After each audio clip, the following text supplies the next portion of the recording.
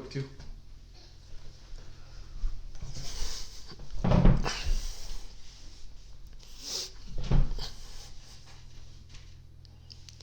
How's it going, everyone? So today we're going to be talking about the Far Cry series, but more specifically, we're going to be talking about Far Cry 5 and Far Cry New Dawn. Now, I wanted to do more of a spoiler review slash story overview. That's what this video is going to be, is a story overview, because in my game reviews, I try not to get into spoilers. So now I've had a lot more hours put into Far Cry New Dawn. I really enjoy it. I thought a lot of the fundamental differences, like the changes they made to the overall gameplay, were kind of weird.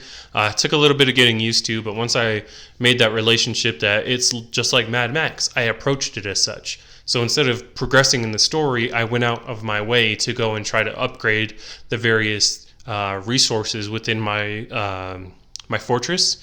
So I was getting better weapons, I was excavating better things, just everything like that. And then from there, my experience just shot up. I was able to go out of my way to find collectibles. I was able to go out of my way to find, I believe they call them like treasure troves or something like that, for extra perk points and things like that. So that really increased my overall enjoyment with the game.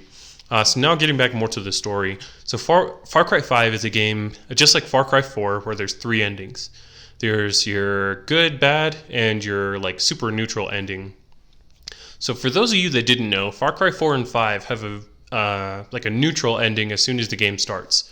So as soon as you get off the chopper, because what you are is you are a government agent sent in to investigate this crazy cult, as they say. They're, quotes, cult.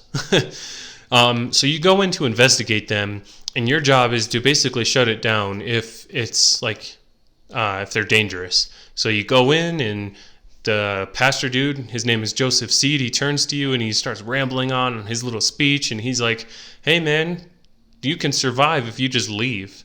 And that's one of the endings, is you just walk out and everybody else in there gets killed. Like the sheriff that went in with you and the deputy, they just get murdered. It's pretty crazy. And basically, if you don't walk out, the story progresses, and pretty much they chain you up, and you have to escape their camp. The sheriff and the deputy and one of the other deputies, I think, or one of the SWAT agents or something, because you go in with the FBI, they get kidnapped, and that's kind of like your mission, is to go out and rescue them per the Far Cry games. You got to go rescue your friends and take down the deputies or lieutenants of the cult. So, I mean, the story can kind of progress a couple different ways depending on which lieutenant you go after. The bad guy has 2 sons. One of them is like it boils down to like an airplane boss fight. It's pretty fun. I think the flight mechanics in this game were pretty good. And then the other one, the female, she's like a psychedelic, and she like drugs you and does all kinds of craziness. You'll fight people on drugs, so if you shoot them, they won't die right away. You got to shoot them some more. You fight drugged up animals if you go out through her district, and all kinds of craziness. And then the third son, I can't remember what I think his boss fight was like a hunting grounds, and like the sky turned red and all kinds of craziness. The game is very trippy and has a lot of emphasis, just like other Far Cry games, on a lot of like heavy implied drug use and things like that. So very psychedelic, very trippy, just very creative and colorful and just nuts. So as you take down the different lieutenants, obviously you get closer to Joseph Seed, and the final boss fight is insane. He basically uses the same drugs from the female, and he's able to brainwash all of your friends, because throughout the game you can get like they call it the roster. You can get like 9 people, or I believe it's 9 different people to come and assist you during your missions. People like Herc, I think there's a dog, there's a dude that specializes in flying planes, a sniper female, just various kinds of different followers you can get. A pretty standard follower system, if we're going to be completely honest. But he turns them all against you, and so one by one you have to take them down and use the revive mechanic to bring them back up, so they'll help you in your fight against Joseph, and it's really, really cool. So it's a tiered fight, so you take down one person, you help them up, then you fight 3 more, and then so on and so on. It's pretty cool. It's not just your followers, it's also story characters like the sheriff and a couple other people. Very cool. So then we get to the ending, the actual ending, and essentially it boils down to you can join Joseph and your friends will be spared, or you can, I think your friends are killed, one of the two, and then or you can escape with your friends and try to escape the nuke. Because this whole time Joseph was right. He prophesied like this crazy world-ending event, and then a nuke actually will fall, and they're either ending it does fall. So, and either ending, you end up in Joseph's bunker, having survived with him, becoming one of his followers. Even if you escape with your friends, you end up in a car wreck. Joseph finds you and drags you into a bunker. If you choose to execute your friends or whatever, you go with Joseph to his bunker. I didn't really care for that at first, but that was their way of setting up for New Dawn. So when New Dawn starts, you are basically someone from a different part of the country brought in to help the people of Hope County, the setting of Far Cry 5. You're brought in to help them with I think his name is Thomas or something like that. At the time, he's like the George Washington. He's like leading the revolution on surviving in a wasteland, because obviously a bomb or like a nuke or some type of giant bomb changed and just, or exploded, obviously. And this is like 20, 30, maybe 40 years after, because there's a lot of recurring characters like the followers from 5. So, yeah, after all those bombs fall and stuff, it's about surviving in that apocalyptic world. And that really plays a part into everything you do in the game. All the vehicles you can craft, all the weapons you can create. There's no single gun, unless it's like the premium ones, right? No single one actually looks like a gun. It's all pieces like duct taped or rubber banded together to form the weapon or whatever. So you find some kind of weird looking stuff, like a tarp covered barrel. It's like supposed to be a silent SMG or whatever. So they make it kind of interesting, and they really play into the apocalyptic, like post-apocalyptic type of theme.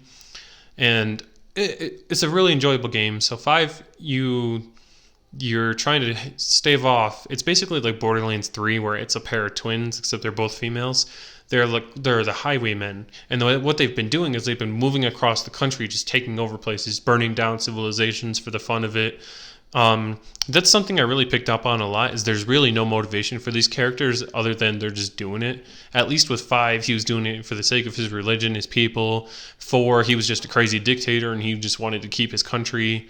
Even 3 was like they were pirates, they were selling people into slavery and all this other kind of stuff. These characters, they're just kind of there's no civilization. They're just burning down other civilizations just because they can. I don't know. Maybe I'm just not treating it fairly, but I don't think that's nearly as good. And those characters are trash. And I'm just honestly, quite frankly, I'm just not a fan of those characters. Just like I wasn't a fan of the Borderlands 3 characters, and the Borderlands 3 characters had more of a motivation.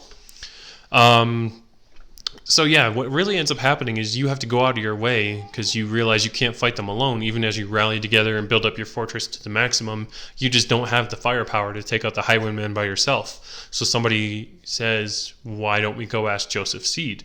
Turns out he had survived the nuclear fallout, and the character, your playable character from 5, becomes his new son, and has been leading the people of New Eden in his stead. So Joseph went up north to like find something, like an answer from God or whatever. So his son has been leading things. So when you go to the Highwaymen, he's like, hey, they're not completely, totally rallying behind me. I need you to go find proof that Joseph is dead. So you go, and Joseph is alive. And he shows you this crazy tree with this fruit that showed him like all kinds of stuff, whatever. I think it's a crazy tree, but maybe it's like the game is like, yeah, this is actually like he wasn't crazy or whatever. But so you bring Joseph back, and then you basically have to prove yourself and lead them and the people of Hope County, like the citizens or whatever, against the Highwaymen to take them down for once and for all. So it's a pretty fun story, pretty interesting. Overall, New Dawn was a pretty different game from the rest of the Far Cry series, although still enjoyable. Just didn't feel like a true Far Cry game, if you kind of catch what I'm saying. But overall, still enjoy it, still recommend it, especially if you can get a bundle for like $40 or maybe more, depending on if it's a gold edition that comes with the deluxe content or the DLC or season pass from Far Cry 5. I would highly recommend it. I found both games very enjoyable. The story is pretty solid. I thought Far Cry 5 on its own was good, and then you get this New Dawn just building on the story that Far Cry 5 did. And That's really what makes Far Cry 5 and New Dawn so different from the rest of the series. Also, in terms of story, is because we've never had a Far Cry game tell concurrent stories before, right? So each story has always been different from one another, even though they have Herc as a recurring character, which is pretty funny. Um, so that's going to wrap it up for this one. It was just like a quick run through of the stories, total spoilers and all that kind of stuff of the story for Far Cry 5 and New Dawn. And yeah, I can't really say anything bad about these games. I hope Ubisoft continues it and brings us a new Far Cry game, hopefully in a couple of years or so it's not rushed. And yeah, if you liked what I did in this video and you want to see something more of it, please let me know in the comments or something like that. And yeah, if you made it to the end of the video, thank you so much, and we'll see you next time.